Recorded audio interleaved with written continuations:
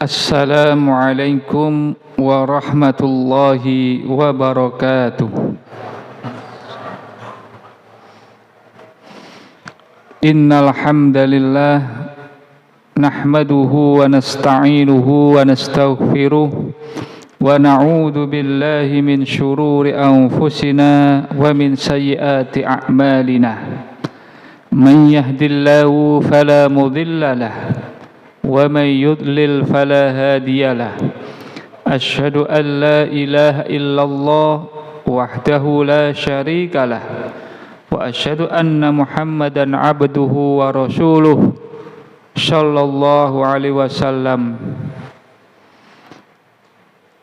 اللهم إنا نسألك العفو والعافية في الدنيا والآخرة Allahumma inna nas'alukal afwa wal afiyah fi ahlina wa malina. Allahumma astur auratina wa amin rawatina. Allahumma ahfadna min baini yadayna wa min khalfina wa an yaminina wa an shimalina wa min fawqina wa an uhtala min tahtina. Faya ibadallah usikum wa nafsi bitaqwallah faqad fazal muttaqun wa qad qala Allah ta'ala fi kitabil karim a'udzu billahi minasyaitonir rajim ya ayyuhalladzina amanu ittaqullaha haqqa tuqatih wa la tamutunna illa wa antum muslimun wa qala aidan ya ayyuhalladzina amanu kutiba alaikumus syiyamu kama kutiba alal ladzina min qablikum la'allakum tattaqun. Shadaqallahul adzim. Para jamaah, para hadirin sekalian, jamaah salat Isya dan salat tarawih yang diberkahi oleh Allah. Allah Subhanahu wa ta'ala mewajibkan puasa kepada orang-orang yang beriman kepada Allah, sebagaimana juga Allah mewajibkan kepada orang-orang umat-umat terdahulu. Artosipun, selain Allah Subhanahu wa ta'ala mewajibkan puasa itu kepada umat Islam, kepada orang yang beriman kepada Allah, puasa ini juga dulunya diwajibkan kepada agama-agama lainnya, diantaranya adalah agama Yahudi maupun agama Nasrani. Seperti contoh dalam agama Yahudi, mereka sampai sekarang melaksanakan ibadah puasanya yang konon katanya diwajibkan dari dulu, yaitu puasa dalam 1 tahun cuma 1 hari. Jadi cuma 1 hari puasanya di dalam 1 tahun. Namun dalam prakteknya puasanya berbeda dengan puasanya orang Islam. Salah satunya adalah mereka dilarang menelan ludahnya pada saat berpuasa.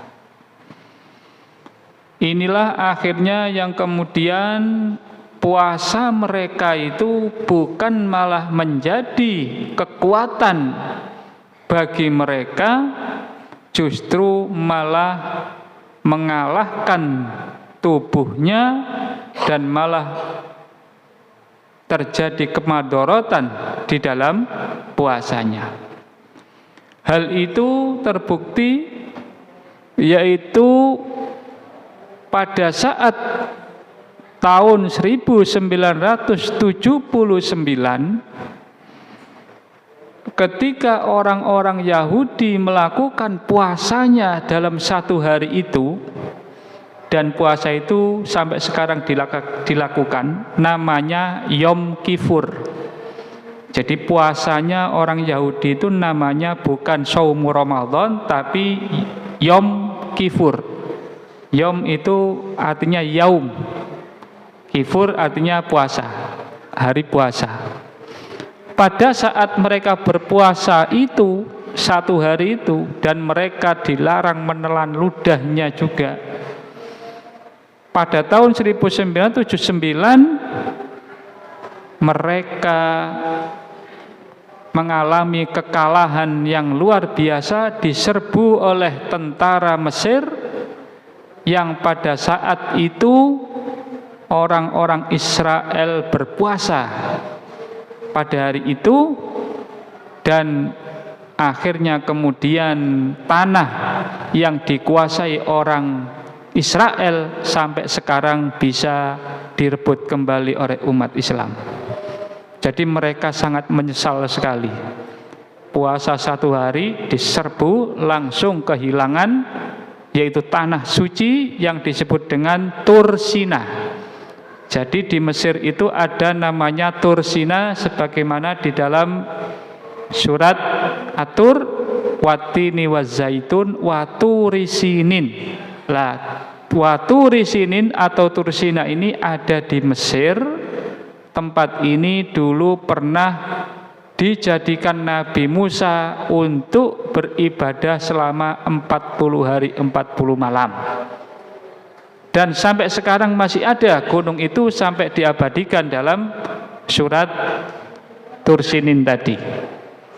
Ya, jadi mereka orang-orang Israel sangat terpukul dengan hal itu, sampai tanah suci tersebut akhirnya direbut kembali oleh orang Islam, yaitu orang Mesir, gara-gara puasa satu hari.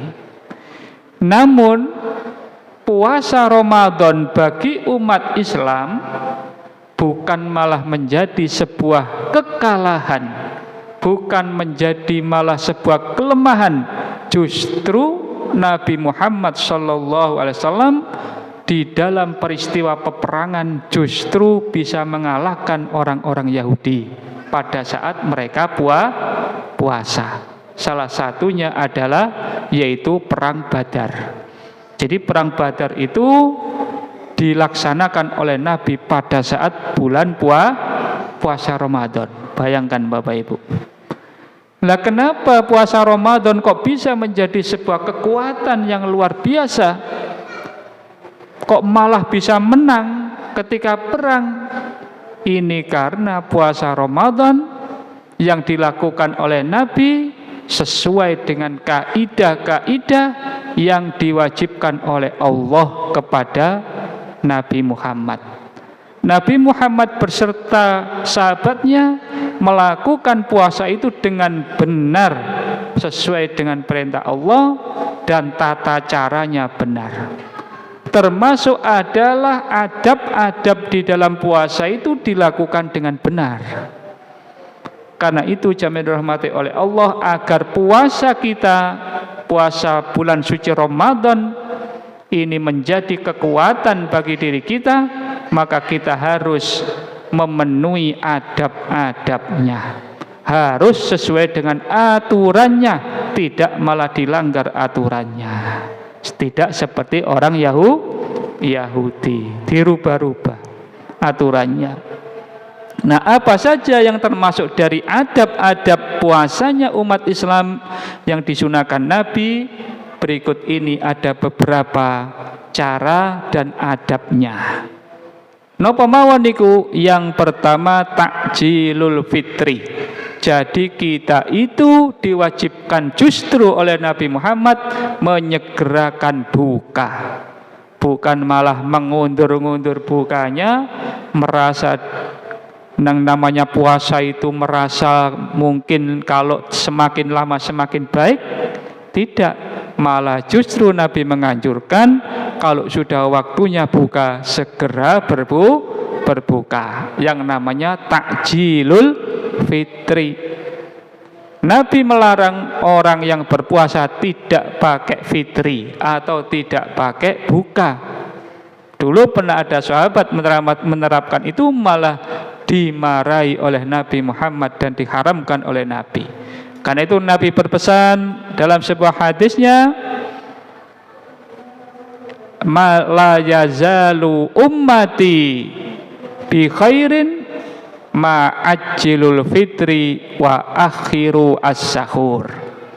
Yang artinya umatku itu puasanya akan tetap baik, puasanya akan tetap menjadi kekuatan selagi kalau mereka berbukanya disegerakan.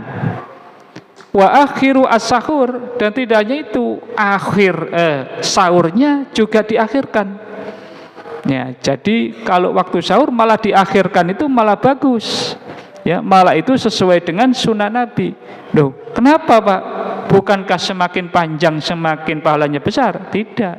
Kata Nabi, supaya badannya kuat, supaya menjadi kekuatan, bukan malah menjadi kelemahan seperti orang-orang Yahudi tadi. Maka itulah salah satu petunjuk Nabi. Yang kedua, adabnya di dalam puasa agar puasa kita ini semakin baik, semakin bisa menjadi manfaat, yaitu tarku kalamil fahish, yaitu meninggalkan ucapan-ucapan yang bisa menyakiti temannya, yang bisa menyakiti jamaahnya. Dianjurkan Nabi, kalau berpuasa sing penting omongane dijogo. Kata Nabi Muhammad SAW dalam sebuah hadis sahih, asyamu junnatun, puasa iku dadi perisai, dadi tameng.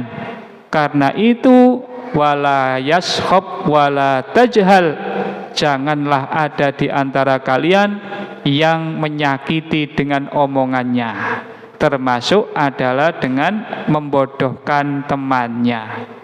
Wa in syata mau ahadun, dan apabila ada seorang yang ngajak bertengkar, fal yakul inni syaimun, supaya dia berkata di dalam hatinya, saya sedang berpuasa, supaya tidak tambah gegeran, supaya tidak tambah bertengkar. Maka harus ada yang mengalah. Agar supaya apa? Supaya tambah jadi kekuatan, puasanya semakin bagus. Dan yang terakhir, kata Nabi Muhammad SAW, agar supaya puasa kita menjadi kekuatan yang besar bagi umat Islam, yaitu as-sodaqoh, yaitu di dalam berpuasa kita diwajibkan, disunahkan untuk sodaqoh. Sodaqoh apabila dikumpulkan dengan baik, tidak sendiri-sendiri, ya. Misalnya jamaah ini jumlahnya sekitar 100, masing-masing dikumpulkan 1 jutaan, kumpul 100 juta. Jadi sedekah sesuai dengan tuntunan Nabi dikumpulkan dengan baik, bukan sendiri-sendiri. Kenapa? Kalau dikumpulkan akan menjadi kekuatan, seperti dulu Pak Yai mengibaratkan wong ngelumpukno nopo sapu, nggih, sapu lidi. Kalau sapu ini dikumpulkan jadi satu kemudian diikat, maka akan berguna, bisa dibuat nyapu. Tapi kalau sapunya ini sendiri-sendiri, gampang dicuklek, nggih. Nah, karena itu Nabi menganjurkan di dalam berpuasa bersedekah, tapi dengan cara dikumpulkan bersama-sama. Insya Allah itu akan menjadi kekuatan yang besar, ya, bagi umat Islam. Dan kalau nanti sudah dikumpulkan sedekahnya, bisa dibuat menyekolahkan anaknya yang nggak mampu, bisa digunakan memberi makan orang fakir miskin, bisa digunakan membangun masjid, sekolahan, dan lain sebagainya, sehingga puasanya menjadi semakin baik dan umat Islam semakin kuat. Mungkin itu jami'in dirahmati oleh Allah, kultum yang bisa kami sampaikan. Semoga apa yang kami sampaikan bisa memberikan guna dan faedahnya bagi kita sekalian. Aqulu qouli hadza fastaghfirullah innahu huwal ghafurur rahim. Wassalamualaikum warahmatullahi wabarakatuh.